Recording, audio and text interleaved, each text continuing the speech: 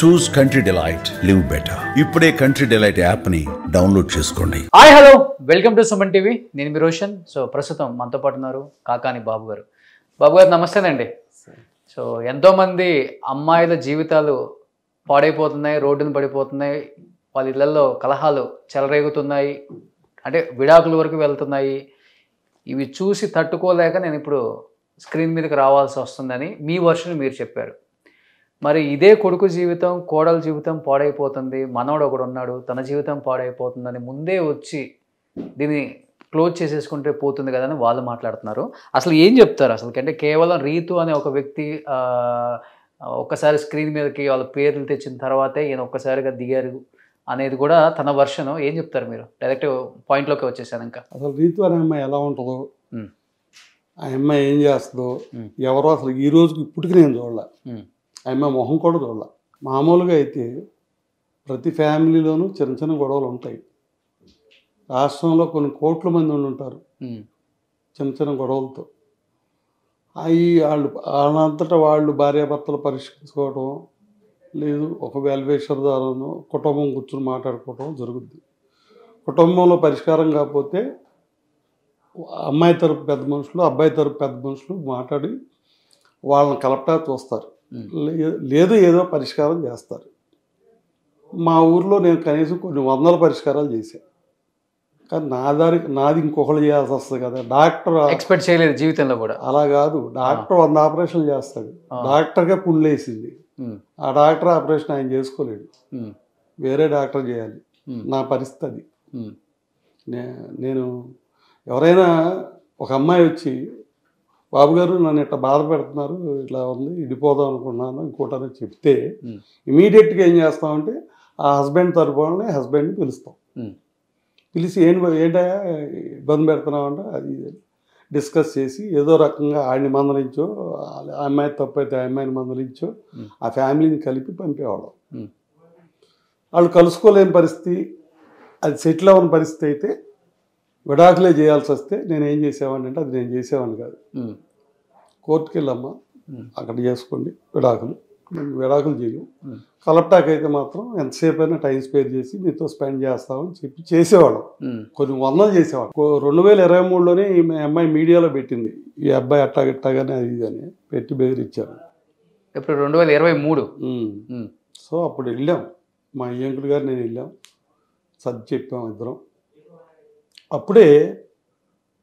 అప్పటికే మా అబ్బాయి తోడలుడు, ఒరే నీ గురించి ఇక్కడ ప్లాన్ చేశారు, పిల్లాడు పుట్టాక చూస్తారంట నీ సంగతి, పిల్లాడు పుడితే ఆస్తులు అడుగుతారంట, నిన్ను ఎలా మీ ఆస్తులన్నీ లాగేస్తారంట, మీ మీద పోరాటం అప్పుడు జరుగుద్దంట అని చెప్పాడు. చెప్తే ఈ పిచ్చోడు మావాడు అంత కన్నింగ్ కాదు, చాలా ఫెయిర్ పర్సన్. ఎవరు ఈ మాట అన్నది? ఎవరు? ఒక పిల్లోడు పుట్టిన తర్వాత వీళ్ళందరూ వరంగల్లో ఇంకొక అమ్మాయి ఉంటుంది, గౌతమి వాళ్ళ అక్క. అక్కడికి వెళ్ళి అక్కడ ఉన్నప్పుడు ఇదంతా ప్లాన్ చేశారని గౌతమి వాళ్ళ అక్క మొగుడు చెప్పాడు. అంటే వీడి తోడోళ్ళు. ఈడేం చేశాడు, ఇది ఏదో సెటిల్ అయిపోయింది కదా, మీ పెద్దలుడు ఆలోచన బాగోలేదు, వాడి పరిస్థితి బాగోలేదు, మిమ్మల్ని ఇట్టా అన్నాడు అని వాళ్ళ మామకు చెప్పి వీళ్ళందరూ వెళ్ళి అతని మీద పడ్డాడు, ఎందుకు చెప్పావని. సరే ఇప్పుడు అడిగామనుకోండి, అసలు నేను చెప్పలేదు, నేను అనలేదు అని కూడా అంటాడు. ఎందుకంటే వీళ్ళంటే భయం అతనికి. అతను బాగా లొంగ తీసేసుకున్నారు. ఏ అల్లుడైనా వీళ్ళకి లొంగ ఉండాలి. ఒక మాటలో చెప్పాలంటే పెద్దలుడు, ఇప్పుడు మా అయ్యంకుడు విపరాలు ఉందనుకోండి, నడుస్తున్నారు అనుకోండి, వాళ్ళ బ్యాగ్లోనూ హ్యాండ్ బ్యాగ్ కూడా అతను పట్టుకుంటాడు. అదే ట్రైల్ మా అబ్బాయి మీద వేశారు, ఎత్తి ఈడు ఒప్పుకోలే, ఈడు అలా లొంగల. తర్వాత ఇప్పుడు ఇది చిన్న సమస్య, వాస్తవంగా స్టార్టింగ్లో అనుకుంటారో ఎప్పుడైనా అనుకోండి, చిన్న సమస్య, కుటుంబ సమస్య. నాకు 60 ఏళ్ళు వచ్చినాయి, 65 ఏళ్ళు.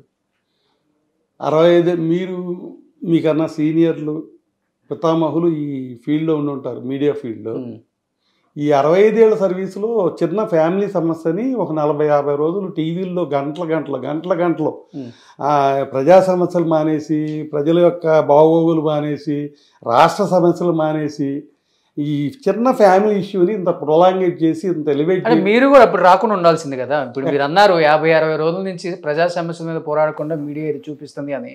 మీరు కూడా ఆ అమ్మాయి మాట్లాడిన కాడకు మాట్లాడుతుంది అని చెప్పి సైలెంట్ తీసుకొని ఉండాల్సింది కదా. మీరు ఎందుకు మీడియా స్టాండ్ తీసుకొని మీడియా మెట్లు ఎక్కాల్సి వచ్చిందంటే ఏమని చెప్తారు బాబు గారు మరి?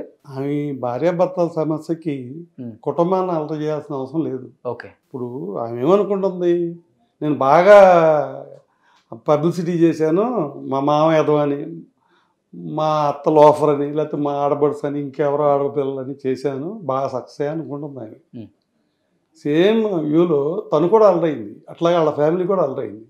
కానీ మీరేంటో మీ చుట్టాలకి, మీ బంధువర్గం, మీరు అయిన వాళ్ళకి, మీ ఫ్రెండ్స్ కి, లేకపోతే మీరు పార్టీలో ఉన్నారు, పార్టీలో ఉన్న కార్యకర్తలకు కావచ్చు, లీడర్లకు కావచ్చు, తెలుసుంటుంది కదా బాబు గారు అంటే ఏంటి, ఆయన క్యారెక్టర్ ఏంటో తెలుస్తుంది కదా మా ఏరియాలో, మీ ఏరియాలో. అదే అయితే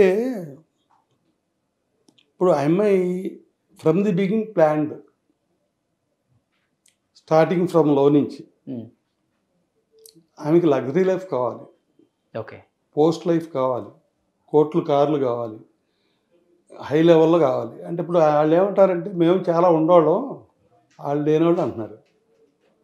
వాళ్ళు ఏమీ లేనివాళ్ళు, మేము చాలా ఉండేవాళ్ళం అని చెప్పి అన్నారు. అసలు నాకేమీ లేకుండా, నాకే పొరువే లేకపోతే ఆ అమ్మాయికి నాకు తగులేదు ఇవాళ. ఓకే, ఏముంది తగ్గు మీకు ఫ్రమ్ ది బిగినింగ్? ఇప్పుడు దాకా మీకు ఏమర్థం అవుతుంది? పోలీస్ స్టేషన్లో కంప్లైంట్ ఇస్తే డబ్బులు తాగా, నువ్వు ఎందుకు వెళ్ళావు? ఫ్యామిలీ డిస్ప్యూట్ అని వెళ్ళావు. ఇది ఎఫ్ఐఆర్లో ఏముంది? అంతా డబ్బులు తాగా రాసావు, 4 పేజీలు. ఏం రాశారు? చాట్ జీపీటీ ద్వారా హస్బెండ్ని ఎన్ని రకాలుగా ఇరికించాలి, అతను ఎట్లా హెరాస్ చేయాలనేది డౌన్లోడ్ చేసుకున్నారో లేకపోతే వాళ్ళే ఇచ్చారో ఏంటో, వాళ్ళ ద్వారా తయారు చేసి ఒక 4 పేజీలు 5 పేజీలు కంప్లైంట్. నేను కొన్ని వందల కంప్లైంట్లు చూసా. ఫ్యామిలీ డిస్ప్యూట్ కమిటీ ఎంత నన్ను కొట్టాడు, నన్ను తిట్టాడు, లేకపోతే మేము ఎట్లా గొడవ పడ్డాం అని చెప్పి రాస్తారు. 1 పేజీ బాగా అయితే 2 పేజీలు. ఈ ఎన్ని పేజీలు? ఏం దీంట్లో అసలు కొన్ని ఫ్యామిలీ డిస్ప్యూట్ మ్యాటర్ ఉందా ఎఫ్ఐఆర్లో? అంతా డబ్బులు తాగదా, అంతా ఆస్తులు డబ్బులు. ఇదే ఫ్యామిలీ డిస్ప్యూట్. ఫ్యామిలీ డిస్ప్యూట్ అంటే ఏంటి? వైఫ్ అండ్ హస్బెండ్కి తేడా వచ్చి వాళ్ళు ఎవరు లేనప్పుడు పడేది ఫ్యామిలీ డిస్ప్యూట్. ప్రాపర్టీస్ డిస్ప్యూట్ అది వేరు.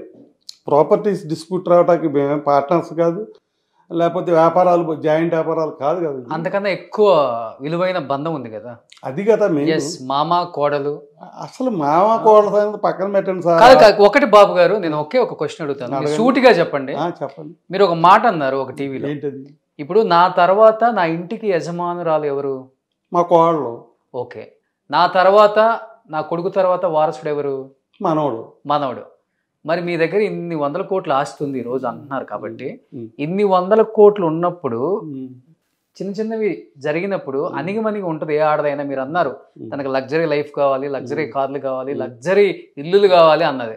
మేబీ గౌతమి దానికే ఎక్స్పెక్ట్ చేసి ఇవన్నీ కొంచెం సైలెంట్గా ఉంటే ఇవన్నీ అనుభవించవచ్చు కదా, మాటలదే ఉంది, ఈ చెవిలో వింటే ఈ చెవిలో పోతాయి, వదిలేయచ్చు అనుకొని ఉంటే వేరేలాగా ఉంటది కదా. కానీ ఆ అమ్మాయి అలా అనుకోవట్లేదు కదా. కేవలం ఆ అమ్మాయి అన్నది ఏంటి, నా భర్తకి వేరే వాళ్ళతో ఇల్లీగల్ అఫైర్స్ ఉన్నాయి, సో నన్ను పట్టించుకోవట్లేదు, ఫ్యామిలీని పట్టించుకోవట్లేదు, ఇబ్బంది పెడుతున్నాడు అనేది ఆ అమ్మాయి ఈ రోజు మీ మీద వచ్చిన ఆరోపణ. అంటే వాస్తవంగా, అంటే నాకు కనిపించినంత వరకు నేను మాట్లాడుతుంది. ఈ ఫస్ట్ దానికి ఆ అమ్మాయి ఓకే చెప్పుంటే లైఫ్ని ఎంజాయ్ చేయొచ్చు కదా. అవన్నీ కాదని ఎందుకు ఆ అమ్మాయి మీడియా మెట్లెక్కింది, లేకపోతే కోర్టు మెట్లు ఎక్కుతుంది, లేకపోతే పోలీస్ స్టేషన్ చుట్టూ తిరుగుతుంది అంటే ఏం చెప్తారు? మామగా తీసి పక్కన పెట్టండి ఒక వ్యక్తిగా. దీంట్లో చిన్న తేడా ఉంది బాబు. ఈమె మేము చదువుకోమని కాలేజీ పంపాం, జస్ట్ మైనర్ దాటాడు అంటే 18 ఏళ్ళు. ఓకే, ఆ పాప 19-20 ఉంటాయి. She is in love with his classmate Karthik ఏదో పేరు ఉంది, ఆ అబ్బాయితో ఉంది. ఆ అబ్బాయి మరి ఎలాంటాడో ఏంటో నాకైతే తెలీదు. మా కోళ్ళు అంటే ఇప్పుడు తెలిసింది కదా ఏంటనేది. మా కోళ్ళు తెలియగలది, మా కోళ్ళు సీనియర్, మా కోళ్ళు వయసులో పెద్దది, మా కోళ్ళు అందగత్తే. ఆమె వర్షం ప్రకారం ఆమె ఏం చెప్పింది, వాడు బొడ్డోడు నాకన్నా జూనియర్ అని ఒప్పుకుంది. ఏజ్లో పెద్ద అనేది కూడా ప్రూఫే. తెలివితేటల్లో తక్కువడని చెప్పింది. వాడికి తెలివితేటలు లేవు, నేనున్న బట్టే నా తెలివితేటలే కానీ ఆడి తెలివితేటలు ఏం లేవు, ఆడు ఒక ఎదవని చెప్పింది. ఓకేనా అక్కడికి? ఓకే. మరి చదువులో తక్కువ, వయసులో తక్కువ, తెలివితేటలో తక్కువ, ఇంకోటి కూడా ఉంది పోలీస్ స్టేషన్లో. నా మొహం చూసి వస్తున్నారండి రెస్టారెంట్లకు జనం, వీడి మొహం చూసి ఎవడు వస్తాడు, వీడి పెద్ద అందగాడ ఏంటని. అంటే అందగాడు కూడా కాదని ఒప్పుకున్నాను. ఓకే. మరి ఇవన్నీ డీమెరిట్స్. ఆ అమ్మాయి సెలెక్ట్ చేసుకున్న వాళ్ళు ఇవన్నీ డీమెరిట్స్. ఇన్ని డీమెరిట్స్ ఉండి ఇంత అన్ఫిట్ ఫెలోని నువ్వు ఉన్న పర్సన్ వదిలేసి ఈయనెందుకు హ్యాండిల్ చేసావు, వీటితో ఎందుకు లవ్లో పడ్డావు, it is not first love for you. Okay. So second love A love మనకు అనవసరం. అసలు నేను మాట్లాడేది ఆ బ్రేకప్ మీకు తెలుసా? ఆ బ్రేకప్ అవి మనకు అనవసరం అండి. మీరు అన్నారు కాబట్టి నేను అడుగుతున్నాను. నాకు తెలిసిన ఇన్ఫర్మేషన్ చెప్పా, అది వదిలేయండి. నేను అడిగేది ఈ అబ్బాయికి ఏ ఎలిజిబిలిటీస్ లేవు, ఆ అమ్మాయితో కలిసి ఆ అమ్మాయితో పెళ్లి చేసుకునే ఎలిజిబిలిటీస్ లేవు అంటున్నా. ఆ అమ్మాయి చెప్పింది ఆ మాట, నేను వద్దనుకున్నానని.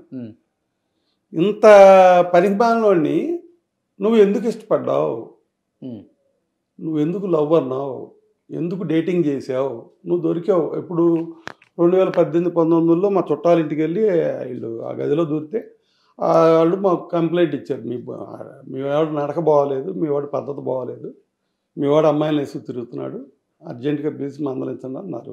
పిలిచాను, మందలించాను. అబ్బాయి అదేం కాదు, నేను అమ్మాయిలతో తిరగటం అనేది తప్పు, అమ్మాయే ఆ అమ్మాయే ఆయనే చేసుకుంటా, ఆయన ఇష్టపడ్డాను అన్నాడు. నేను చదువుకోమని పంపించావా అంతా కలిపి ఫస్ట్ ఇయర్, నువ్వు చదువు అసలు స్టార్టింగ్లో ఉన్నావు, ఇప్పుడు లవ్ ఏంటి, నీకు పని ఏంటి, ముందు నిన్ను ఎందుకు పంపాము, చదువుకోమన్నావు, చదువుకో, పూర్తి చేసుకో, ఈ అవకాశాలు ఏమాకని తిట్టాం. ఆ పాప ఎవరో మనకు తెలియదు కదా. సరే డాడీ నుంచి నేను జాగ్రత్తకుంటా, చదివి ఏదో చెప్పాడు, మనకు చెప్పే సమాధానం పిల్లలు చెప్తారు, చెప్పాడు, వెళ్ళాడు, ఆగల జరుగుతూనే ఉంది. 100% స్టూడెంట్, 100 మార్కులు వచ్చే స్టూడెంట్ పనిమాలిన కింద యావరేజ్ స్టూడెంట్ అయ్యాడు. సరే అది అయ్యాడు, డిగ్రీ కూడా అయింది. వచ్చారు, వస్తే ఇట్లా సంగతి అని ప్రపోజల్ చెప్పారు. నాకు ఇష్టం లేదని చెప్పాను.